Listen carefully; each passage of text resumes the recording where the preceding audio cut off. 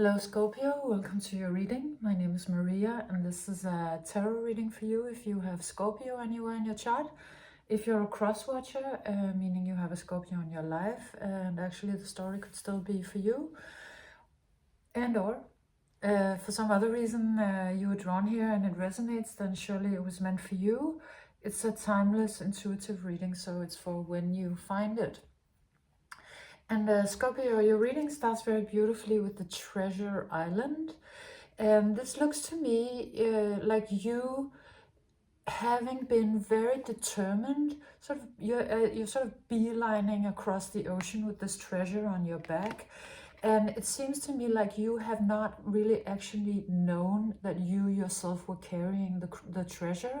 You've been going for some particular goal, but of course the treasure has been sort of out of sight because it has been on your back. You've been carrying it maybe across the oceans and going like, where's my treasure? Where's my treasure? Because you couldn't see it because it was on your shield. And so, you know, you've been wondering, probably increasingly frustrated, why you were swimming all of the oceans and still not finding that treasure and getting more and more tired. And the truth be told comes out, and it is speaking about you getting sort of an aha moment or an insight. This, because of this owl, the way it looks today, it could very much be a mentor or something that suddenly opens, but it could very much be somebody who opens an understanding for you, and thereby sort of making you aware of the fact that you kind of already have all that you need. You already have your treasure. You were just not aware of it, or it was invisible to you, or you were not able to recognize it for what it was. But what then happens, the beauty is that then this card comes out, the Soulmates card come out, and comes out. That was difficult. And it's of course speaking about sort of meeting somebody that you were destined to meet. It could also be fulfilling a dream that you've been longing for a really long time. Maybe that was the reason why you've been swimming all the oceans, because you were going for this particular goal, and there was sort of there's been a missing piece. And in this case, it's described as the missing piece being the other, somebody you were destined to meet, but it could also, which could be not necessarily romantic, could very easily be, but it could be something else also. And or it's like there is this element of something outer that needs to happen, or that needs to be infused into the situation for your dream to actually manifest. And then the cards speak about, for a short row here, they speak about what it is that you've been struggling with and why this dream hasn't manifested earlier. I feel like this is one of your questions, like why did it have to take a lifetime or however long it took? And it's because spirit and or your soul wanted you to learn some things. I mean, that is what we're here for, right? We are here to learn. If we don't learn anything, and if we don't expand in any way, then it's kind of a little pointless. And this card is called, these next couple of cards are in French.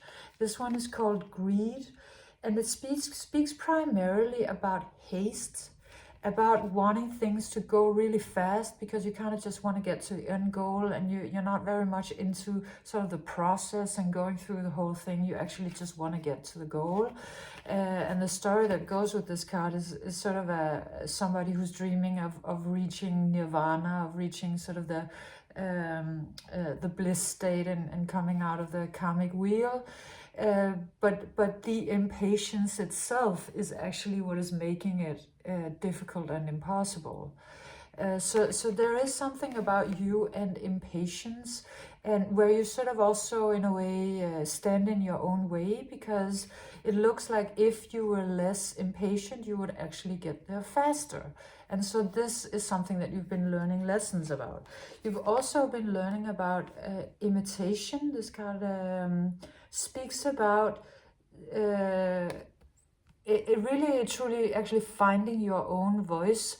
And you know, as a Scorpio, you wouldn't be very prone to imitation, so it's but it's been maybe because of that, it's been kind of hidden to you that you had some didn't necessarily have to be people, but some ideals about how you were supposed to be.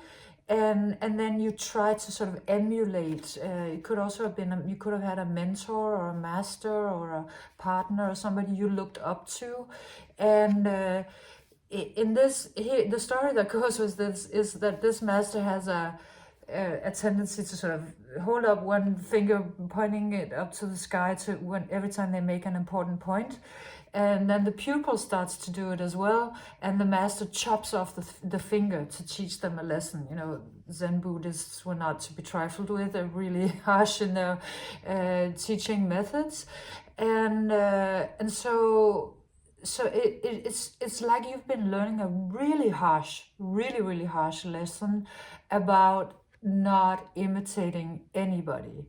And it looks like the universe hasn't been very friendly about it. That there somehow, the fact that if you did something that was maybe not completely true to you, then you know, you got more punishment than most signs would get, because it kind of looks like it's been a really karmic process. But the lesson is learned. And then also you come out with this disciplehood.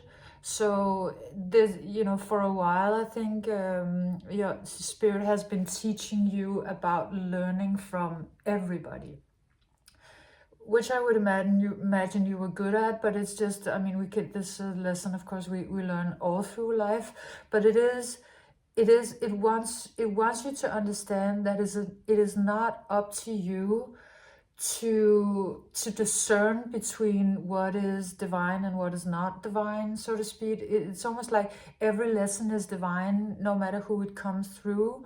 So, excuse me. So it's yeah, I guess it wants you to be very open-minded and not to judge where you learn things from and how you learn them, because the most important thing is that you stay open to learning. And I feel like these, you know, pretty harsh 3 cards are some harsh lessons that you've been going through, and some things that Spirit wanted to teach you. And the reason Spirit wanted it to teach you all of this is, of course, because the prize is glorious. What they want to bring to you is not something that everyone gets. It's not an easy thing to achieve. So in order to get to that, you actually have been having to go through some trials and tribulations and show your worth. And also you lost something maybe fairly valuable in the process. But then on the other hand, you do sort of gain, this card is in Danish, and it says connection. It's like you gain a connection that is much deeper than you would have ever had, not only with others, very much with others, but also with yourself and also with Spirit. Maybe Spirit has been teaching you a really hard lesson about humbleness, and trusting in the divine. And you could have been kind of kicking and screaming, as I think most of us are when we are taught that type of harsh lesson. But it's panning out so beautifully, because you reach a level of some sort of understanding and surrender, and then it's like Spirit takes your hand, and from that moment on, you are never again alone, never ever again alone. And then these 2 cards end your reading. They're called transiency and home. And so this card, the transiency card, is speaking about, you know, this too shall pass. So it's asking you to if you're not, it looks like you're still sort of on your way. You're not with this treasure. You're not completely there yet. So it's just saying, don't despair, don't lose hope, don't panic. Just trust in the magic of the now, because, you know, you are, this beautiful treasure is on its way to you. And but it is asking you to still stay in the ability to learn from being patient. You know, this may be sort of aggravating to you. I would assume it is to most of us, but you are getting the hang of it at this point, and it's gonna really open itself to you and show why it's important and what magic it holds. So it's like this door is gonna open, and it's just gonna be this beautiful hall of magic. It's like you're kind of waiting for the magic. Where's the magic? But Spirit is saying, well, you know, it's here when you stop asking about it all the time. So, you know, so it's still, in a way, it's still about your impatience, that even though you've gotten very much better about it, Spirit still wants you to teach you a little bit about being patient. And then the home card ends your reading, and it has a couple of messages. One of them being that, you know, you will find your way home, and that home will be about you, your connection to Spirit, this other person, and your treasure. It's like, it's almost like you get sort of a quadruple whammy, and it's just about to come in, but it just needs you to, it really needs to know that you have learned this lesson about being patient. So that's the one message. And then of course also just you sort of finding home on a very, very deep and beautiful level, and it looks very peaceful and luxurious. And then once again it kind of comes out with this message about patience, because it's almost like you sitting here in your home, and you're like, I did all the things, you know, I feng shuied the whole thing, like, when's the magic coming? And so once again Spirit is saying, be in the now instead of looking for the magic. Just be in the now, and then it will unfold when you stop asking about it. So this was your message. I feel like this is very much a message for me also. I'm a Scorpio ascendant, so I totally get your impatience. Anyways, I hope you enjoyed it, Scorpio. Please leave me a like and a subscription if you did. I'll see you again next time. Bye.